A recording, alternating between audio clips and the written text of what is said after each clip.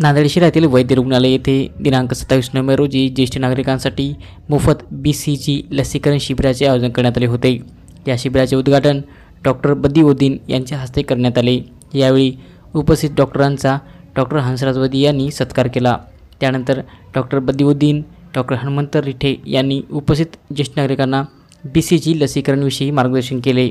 तसेच यावेळी उपस्थित ज्येष्ठ नागरिकांनी या लसीकरण शिबिराचा लाभ घेतला।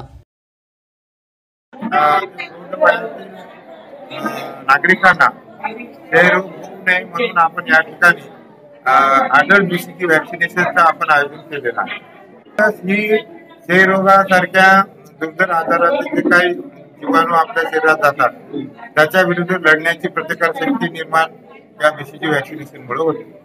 ज्येष्ठ नागरिकांना हे आव्हान आहे की ज्येष्ठ नागरिकांची 60 वर्षाच्या वयावरील नागरिकांची प्रतिकारशक्ती कमी असते।